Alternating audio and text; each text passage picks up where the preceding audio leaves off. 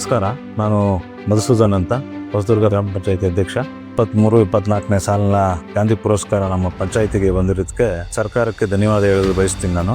ಮತ್ತೆ ವೈಯಕ್ತಿಕ ಕಾಮಗಾರಿಗಳು, ಜನಗಳಿಗೆ ಬದು ನಿರ್ಮಾಣ, ದನದ ಕೊಟ್ಟಿಗೆ, ಮೇಕೆ ಶೆಡ್ಡು ಇವೆಲ್ಲ ಮಾಡೋದಕ್ಕೆ ಪಂಚಾಯತಿಯಿಂದ ಕೆಲಸ ಮಾಡಿಕೊಟ್ಟಿರ್ತೀವಿ. ಈ ಸಾಧನೆಗೆ ನಮ್ಮ ಪಂಚಾಯತಿಯ ಎಲ್ಲಾ ಸದಸ್ಯರು ಸಹಕಾರ ನೀಡಿರುತ್ತಾರೆ. ಗ್ರಾಮದ ಜನತೆ, ಪಂಚಾಯತಿ ಸಿಬ್ಬಂದಿ ವರ್ಗಕ್ಕೆ ನಾನು ಧನ್ಯವಾದ ಹೇಳಲು ಬಯಸುತ್ತೇನೆ.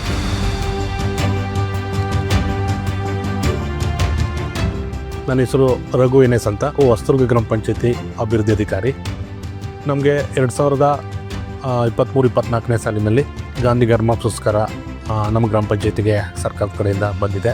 ಪ್ರಮುಖವಾಗಿ ನಮ್ಮ ಗ್ರಾಮ ಪಂಚಾಯತಿನಲ್ಲಿ ನಾವು 100% ಕಂದಾಯವನ್ನು ಕಲೆಕ್ಟ್ ಮಾಡಿ ಆ ಮೂಲಕ ಅದನ್ನು ಮೂಲಭೂತ ಸೌಕರ್ಯಗಳ ಕಲ್ಪಿಸಿಕೊಡುವುದರ ನಿಟ್ಟಿನಲ್ಲಿ ಕ್ರಮವಹಿಸಿರುತ್ತೇವೆ.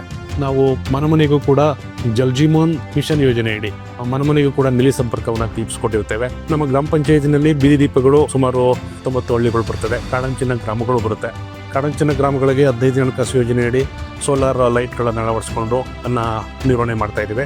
ಇನ್ನು ಸ್ವಚ್ಛತೆ ಸಂಬಂಧಪಟ್ಟಂತೆ ಹಿಂದೆ ಎಲ್ಲ ಓಪನ್ ಚರಂಡಿಗಳಿತ್ತು. ಆ ಚರಂಡಿಗಳು ಇದ್ದಂಥ ಸಂದರ್ಭದಲ್ಲಿ ನಾವು ಪದೇ ಹೂಳು ತೆಗೆಯುವಂಥ ಒಂದು ಸಂದರ್ಭ ಸೃಷ್ಟಿ ಆಗ್ತಾ ಇತ್ತು.